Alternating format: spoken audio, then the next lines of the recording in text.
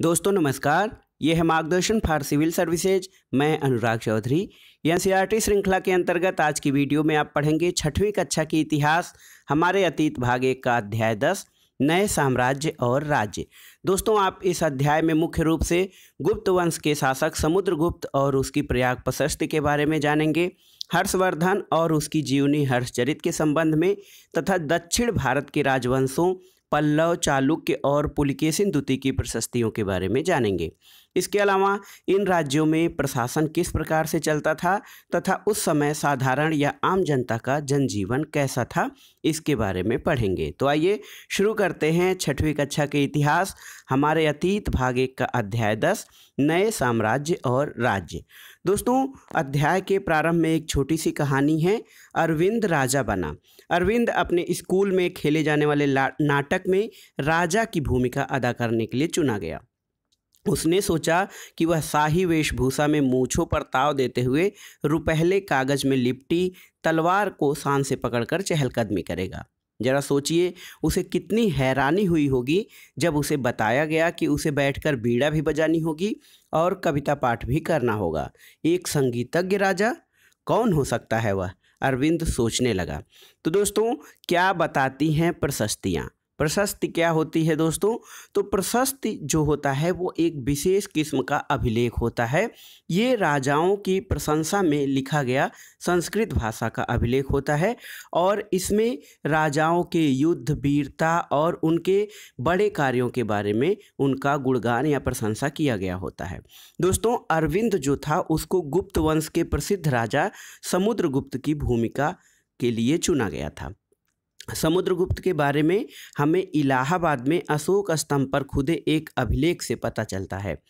इसकी रचना समुद्रगुप्त के दरबार के कवि और मंत्री रहे हरिसेन द्वारा की गई थी। हरिसेन द्वारा जो है उसको प्रयाग प्रशस्ति कहा गया था।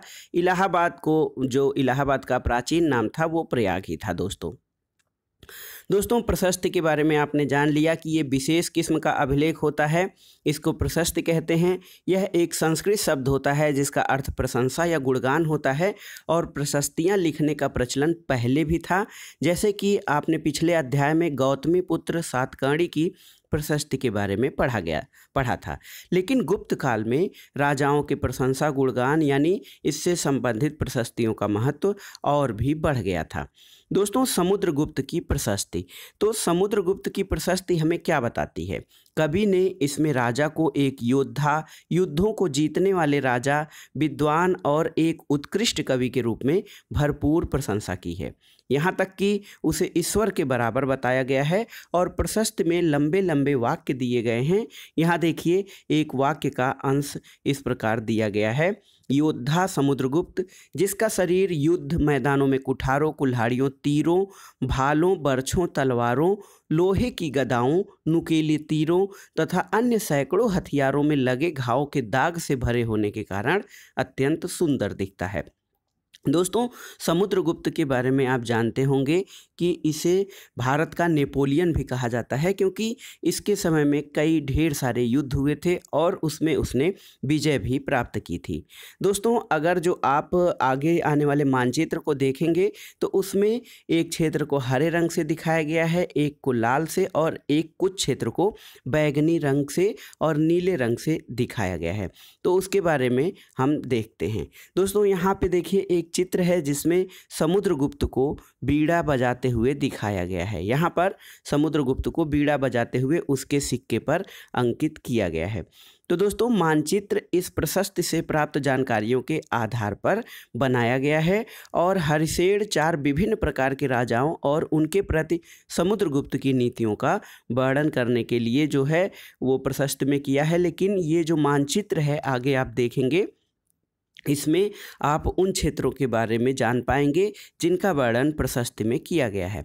तो मानचित्र में हरे रंग का क्षेत्र आर्यावर्त के उन 9 शासकों का है जिन्हें समुद्रगुप्त ने हराकर उनके राज्यों को अपने साम्राज्य में मिला लिया था। तो आइए मानचित्र देख लेते हैं। हरा रंग देखिए, हरा रंग जो यहाँ पे है ये आर्यावर्त के उन 9 शासकों का है जिन्हें समुद्रगुप्त ने हराकर अपने राज्य में मिला लिया था। दूसरा बिंदु क्या है, तो इसके बाद दक्षिणापथ के 12 शासक आते हैं। इनमें से कुछ की राजधानियों को दिखाने के लिए मानचित्र पर लाल बिंदु दिए गए हैं और इन सब ने हार जाने पर समुद्रगुप्त के सामने समर्पण किया था और समुद्रगुप्त ने उन्हें फिर से शासन की अनुमति दी थी। तो ये देखिए, ये जो लाल कलर का आपको दिखा रहा है, ये जो है ये क्षेत्र है दक्षिणापथ और यहाँ के संबंधित जो 12 राजा थे उनकी राजधानियाँ थीं, इनको भी समुद्रगुप्त ने हराया था। दक्षिणापथ क्या है, तो दक्षिणापथ उत्तर से दक्षिण जाने वाले मार्ग का ये जो साम्राज्य था, इसको दक्षिणापथ कहा जाता था। इसके अलावा दोस्तों, जो तीसरा बिंदु है समुद्रगुप्त के संबंध में, वो है पड़ोसी देशों का आंतरिक घेरा बैगनी रंग से दिखाया गया है। इसमें असम, तटीय बंगाल, नेपाल और उत्तर पश्चिम के कई गढ़ या संघ शामिल थे और ये समुद्रगुप्त के लिए उपहार लाते थे, उनकी आज्ञाओं का पालन करते थे और उनके दरबार में उपस्थित होते थे। तो ये देखिए, जो बैगनी रंग का घेरा बहुत बड़े विशाल साम्राज्य को दर्शाता है। यहाँ से देखिए, बैगनी रंग का जो घेरा है ये पूरा पूर्वोत्तर भारत लेते हुए यहाँ पर पूरा शामिल है। तो ये समुद्रगुप्त के अधीन थे और इनके राजा उसके दरबार में उपस्थित होते थे और उसके लिए उपहार लाते थे। इसके अलावा जो नीले कलर से बाह्य इलाके का जो शासन है वो नीले रंग से दर्शाया गया है। ये संभवतः कुषाण और शक वंश के लोग थे। इसमें श्रीलंका के शासक भी थे। उन्होंने समुद्रगुप्त की अधीनता स्वीकार की थी और अपनी पुत्रियों का विवाह उससे किया था। तो नीले कलर में आप उनको बाह्य शासकों, जो कि लगभग कुषाण या शकों का शासन था, उसके बारे में देख लेते हैं। दोस्तों, इससे आपको समुद्रगुप्त के प्रभाव और विस्तार क्षेत्र के बारे में जानकारी मिलती है। दोस्तों, अब आइए देखते हैं वंशावलियाँ। तो अधिकांश प्रशस्तियाँ शासकों के पूर्वजों के बारे में भी बताती हैं। वंशावलियाँ क्या होती हैं, तो वंशावलियाँ अधिकतर राजाओं के वंश से संबंधित हैं, जिसमें उनके प्राचीन समय से लेकर उनके पिता, पितामह आदि के बारे में भी जानकारी दी गई होती है। तो दोस्तों, ये प्रशस्ति जो है प्रयाग प्रशस्ति समुद्रगुप्त के पितामह यानी कि परदादा, दादा, पिता और माता के बारे में बताती है। उनकी माता का नाम कुमार देवी लिच्छवीगढ़ की थी और उनके पिता चंद्रगुप्त जो है गुप्त वंश के पहले शासक थे। उन्होंने महाराजा धीराज जैसी बड़ी उपाधि धारण की थी और समुद्रगुप्त ने भी यह उपाधि धारण की थी। समुद्रगुप्त के दादा और परदादा का महाराजा के रूप में उल्लेख है और इसमें यह आभास मिलता है कि धीरे धीरे इस वंश का महत्व बढ़ा था। और आइए देखते हैं दोस्तों, जो चंद्रगुप्त थे, चंद्रगुप्त विक्रमादित्य, उनके नाम से किस संवत का प्रारंभ हुआ, तो ये देखिए विक्रम संवत का प्रारंभ हुआ था। विक्रम संवत का प्रारंभ 58 ईसा पूर्व में प्रारंभ होने वाले विक्रम संवत को परंपरागत रूप से गुप्त राजा चंद्रगुप्त द्वितीय के नाम से जोड़ा जाता है और कहा जाता है कि उन्होंने शकों पर विजय प्राप्त करने के प्रतीक के रूप में संवत की स्थापना की थी और विक्रमादित्य की उपाधि धारण की थी। तो दोस्तों, जो वंशावलियाँ हैं उनका उल्लेख भी प्रशस्तियों में किया जाता है। समुद्र के बारे में हम उसके बाद के शासकों जैसे उसके बेटे चंद्रगुप्त द्वितीय की वंशावली या पूर्वजों की सूची से भी जानकारी मिलती है। उनके बारे में अभिलेख और सिक्कों से भी पता चलता है और उन्होंने पश्चिम भारत में सैन्य अभियान में अंतिम शक शासक को परास्त किया था और बाद में ऐसा विश्वास किया जाने लगा कि उनका दरबार विद्वानों से भरा हुआ था और इनके जो विद्वान हैं उनके बारे में जानकारी आप अगले अध्याय में प्राप्त करेंगे। अब आइए देखते हैं दोस्तों, हर्षवर्धन और उसकी जीवनी हर्षचरित। तो जिस तरह गुप्त वंश के शासकों के बारे में अभिलेख और सिक्कों से जानकारी मिलती है, उसी तरह कुछ अन्य शासकों के बारे में उनकी जीवनी से पता चलता है। एक ऐसे ही राजा हर्षवर्धन थे और इन्होंने 6वीं शताब्दी यानी 1400 साल पहले शासन किया था। उनके दरबार में जो दरबारी कवि बाणभट्ट थे, उन्होंने संस्कृत भाषा में हर्षवर्धन की जीवनी हर्षचरित लिखा था और इसमें हर्षवर्धन की वंशावली देते हुए उनके राजा बनने तक का वर्णन है। और इसके अलावा हर्षवर्धन के समय में चीनी बौद्ध यात्री ह्वेनसांग आया था। इसके बारे में आपने पिछले अध्यायों में पढ़ा है। ह्वेनसांग भी हर्ष के दरबार में काफ़ी समय तक रहा था और वहाँ जो कुछ उन्होंने देखा था उसका वर्णन ह्वेनसांग ने किया है। दोस्तों, हर्ष अपने पिता के सबसे बड़े बेटे नहीं थे। अपने पिता और बड़े भाई की मृत्यु होने पर वो थानेश्वर के राजा बने थे। उनके बहनोई कन्नौज के शासक थे और जब बंगाल शासक ने उन्हें मार डाला तो हर्ष ने कन्नौज को अपने अधीन कर लिया था और बंगाल पर आक्रमण किया। मगध और संभवतः बंगाल को भी जीतकर हर्षवर्धन ने पूर्व में जितनी सफलता मिली थी उतनी सफलता अन्य जगहों पर नहीं मिली। उन्होंने नर्मदा नदी को पार करके दक्कन की ओर आगे बढ़ने की कोशिश की। तब उस समय चालुक्य नरेश पुलकेशिन द्वितीय ने हर्ष को वहां पर रोक दिया था। दोस्तों, अब आइए देखते हैं पल्लव, चालुक्य और पुलकेशिन द्वितीय की प्रशस्तियों के बारे में। तो इस काल में जो समय था, हर्षवर्धन के समय में पल्लव और चालुक्य दक्षिण भारत के सबसे महत्वपूर्ण राजवंश थे। पल्लवों का राज्य उसकी राजधानी कांचीपुरम के आसपास के क्षेत्रों से लेकर कावेरी नदी के डेल्टा तक फैला था। याद रखिएगा, पल्लवों की राजधानी कांचीपुरम था, जबकि चालुक्यों का राज्य कृष्णा और तुंगभद्रा नदियों के पास स्थित था। चालुक्यों की राजधानी दोस्तों ऐहोल थी। तो पल्लवों की राजधानी कांचीपुरम और चालुक्य राजाओं की राजधानी ऐहोल थी। और ऐहोल जो था ये एक प्रमुख व्यापारिक केंद्र भी था। धीरे धीरे एक धार्मिक केंद्र भी बन गया। यहाँ पर कई मंदिर थे। पल्लव और चालुक्य एक दूसरे की सीमाओं पे अतिक्रमण करते थे और मुख्य रूप से राजधानियों को निशाना बनाया जाता था, जो कि राजधानियाँ जो होती थीं वो समृद्ध शहर थे। पुलकेशिन द्वितीय की जो हैं वो सबसे प्रसिद्ध चालुक्य राजा थे। इनके बारे में उनके दरबारी कवि रवि कीर्ति के द्वारा रचित प्रशस्ति से पता चलता है और इसमें उनके पूर्वजों, खास तौर से पिछली 4 पीढ़ियों के बारे में बताया गया है। और पुलकेशिन द्वितीय को अपने चाचा से ये राज्य मिला था। रवि कीर्ति जो कि पुलकेशिन के प्रशस्ति के लेखक कवि हैं, उनके अनुसार उन्होंने पूर्व और पश्चिम दोनों समुद्र तटीय इलाकों में अपने अभियान चलाए थे और इसके अलावा उसने हर्ष को भी आगे बढ़ने से रोका, यानी हर्ष को पराजित किया। हर्ष का अर्थ आनंद होता है और कवि का कहना है कि इस पराजय के बाद हर्ष अब हर्ष नहीं रहा। पुलकेशिन द्वितीय ने पल्लव राजा के ऊपर भी आक्रमण किया था, जिसे कांचीपुरम की दीवार के पीछे शरण लेनी पड़ी थी। पर चालुक्यों की विजय बहुत देर तक नहीं रही। चालुक्यों की विजय अल्पकालीन थी। लड़ाई से दोनों वंश दुर्बल होते गए और पल्लवों और चालुक्यों को अंततः राष्ट्रकूट और चोल वंशों ने समाप्त कर दिया। अब आइए देखते हैं दोस्तों, ये जो राज्य थे इनका प्रशासन यानी एडमिनिस्ट्रेशन कैसे चलता था। तो पहले के राजाओं की तरह इन राजाओं के लिए भी भूमि सबसे महत्वपूर्ण रहा और भूमि राजस्व इनके राज्य संचालन के लिए सबसे महत्वपूर्ण राजस्व का स्रोत था। प्रशासन की प्राथमिक इकाई गांव थे, लेकिन धीरे धीरे नए बदलाव आए। राजाओं ने आर्थिक, सामाजिक और राजनीतिक सैन्य शक्ति रखने वाले लोगों का समर्थन जुटाने के लिए कई कदम उठाए। तो इस समय राजाओं द्वारा प्रशासन चलाने के लिए कौन कौन से कदम उठाए गए?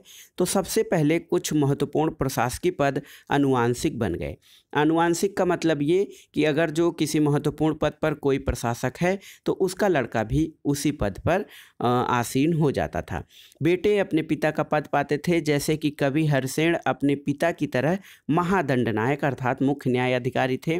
इसके अलावा कभी कभी एक ही व्यक्ति कई पदों पर कार्य करता था, जैसे कि हरिसेन एक महादंडनायक होने के साथ साथ कुमारामात्य अर्थात महत्वपूर्ण मंत्री और संधि विग्रहिक अर्थात युद्ध और शांति के विषयों के भी मंत्री थे। संभवतः वहाँ के स्थानीय प्रशासन में प्रमुख व्यक्तियों का बहुत बोलबाला था। इसमें नगर श्रेष्ठी यानी मुख्य बैंकर या शहर का व्यापारी, सार्थवाह जिसे कि व्यापारियों के काफिले का नेता कहा जाता था, और प्रथम कुलिक अर्थात मुख्य शिल्पकार और कायस्थ यानी लिपिकों के प्रधान जैसे लोग रहते थे।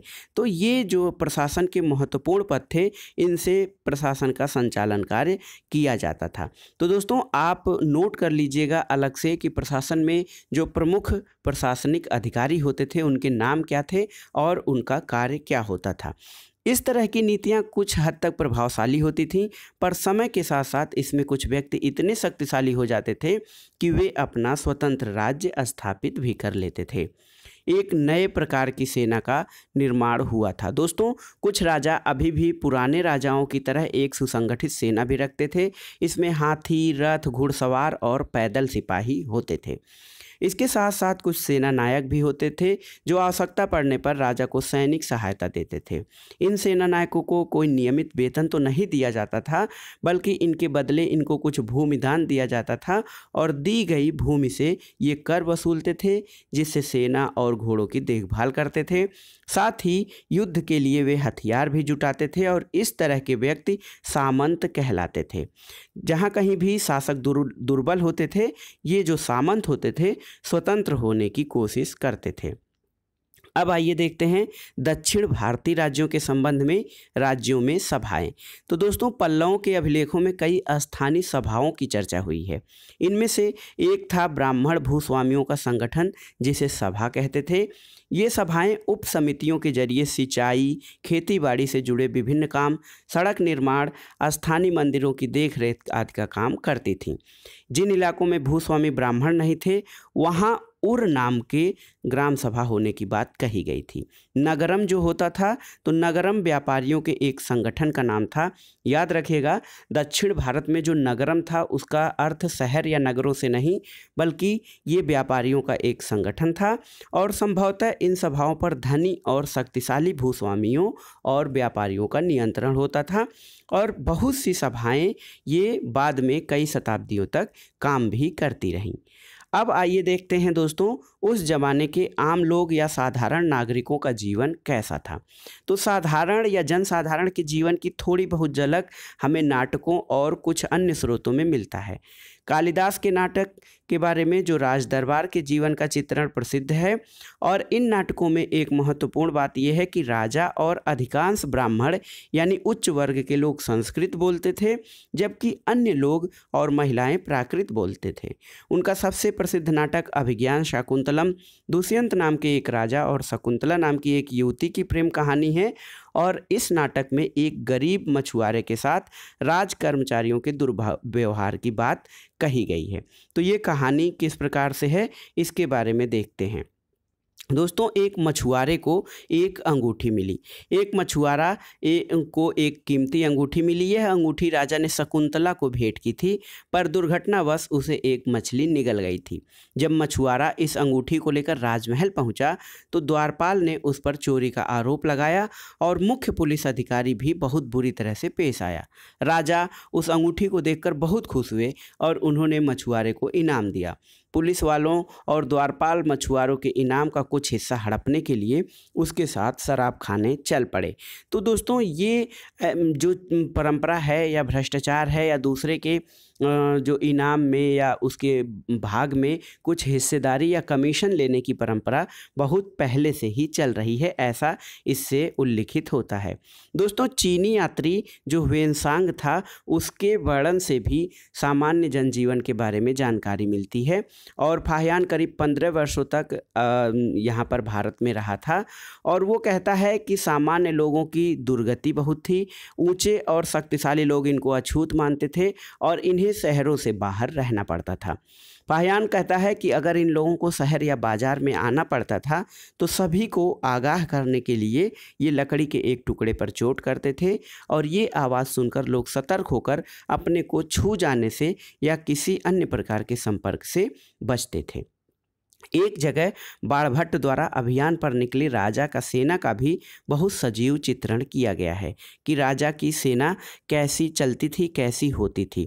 दोस्तों, राजा बड़ी मात्रा में साजो सामान लेकर यात्रा करते थे।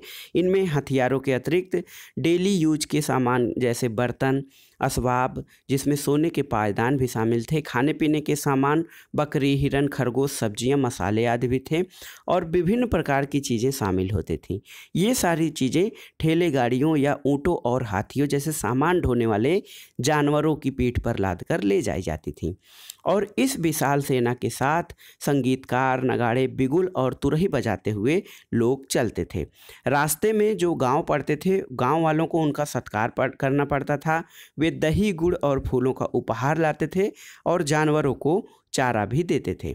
वे राजा से मिलना भी चाहते थे। राजा से मिलने का अर्थ ये होता है कि वे अपनी समस्याएं राजा को बताना चाहते थे, पर ये सेनाएं अपने पीछे विनाश और विध्वंस की निशानी छोड़ जाती थीं। अक्सर गांव वालों की झोपड़ियां हाथी कुचल डालते थे और व्यापारियों के काफिलों में जुटे बैल जो थे इस हलचल भरे माहौल से डरकर भाग खड़े होते थे। बाणभट्ट लिखते थे कि जब राजा चलता था तो पूरी दुनिया धूल के गर्त में डूब जाती थी। अब आइए देखते हैं दोस्तों एक अन्यत्र जानकारी जो विशिष्ट जानकारी होती है। तो यहाँ पे आप जानेंगे अरब के बारे में। मरुभूमि होते हुए भी सदियों से अरब यातायात का एक बड़ा केंद्र था। अरब व्यापारी और नाविक भारत और यूरोप के बीच समुद्री व्यापार बढ़ाने के लिए एक महत्वपूर्ण भूमिका उन्होंने निभाई थी। और अरब में रहने वाले अन्य लोगों में बेदुइन लोग थे जो घुमक्कड़ कबीले होते थे। ये मुख्य रूप से ऊँटों पर आश्रित होते थे। आप जानते हैं कि ऊँट को रेगिस्तान का जहाज़ कहा जाता है और ये एक ऐसा मजबूत जानवर है जो कि मरुस्थल या मरुभूमि में भी आसानी से और स्वस्थ रह सकता है। लगभग 1400 साल पहले पैगंबर मोहम्मद ने अरब में इस्लाम नाम के एक नए धर्म की शुरुआत की। जिस प्रकार से ईसा मसीह ने ईसाई धर्म की शुरुआत की थी उसी प्रकार इस्लाम धर्म की शुरुआत हुई और इस्लाम ने अल्लाह को सर्वोपरि माना। उसके बाद सभी को समान माना गया है और यहाँ इस्लाम के पवित्र ग्रंथ कुरान का एक अंश दिया गया है जो इस प्रकार से है। देखिए, मुसलमान स्त्रियों और पुरुषों के लिए, विश्वास रखने वाले स्त्रियों और पुरुषों के लिए, भक्त स्त्रियों और पुरुषों के लिए, सच्चे स्त्रियों और पुरुषों के लिए, धैर्यवान और स्थिर मन के स्त्रियों और पुरुषों के लिए, दान देने वाले स्त्रियों और पुरुषों के लिए, उपवास रखने वाले स्त्रियों और पुरुषों के लिए, अपनी पवित्रता बनाए रखने वाले स्त्रियों और पुरुषों के लिए, अल्लाह का हमेशा जो है याद करने वाले स्त्रियों और पुरुषों के लिए, अल्लाह ने इन सब के लिए ही क्षमा और पुरस्कार रखा है। अगले 100 सालों के दौरान इस्लाम उत्तरी अफ्रीका, स्पेन, ईरान और भारत में फैला।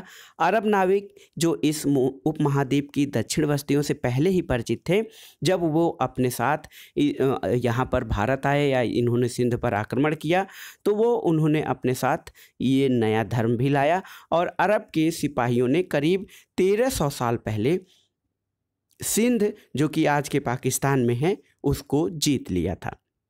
तो दोस्तों ये था आज का वीडियो। इसमें आपने देखा 6वीं कक्षा की इतिहास हमारे अतीत भाग 1 का अध्याय 10 नए साम्राज्य और राज्य। आशा है कि वीडियो आपके लिए उपयोगी होगा।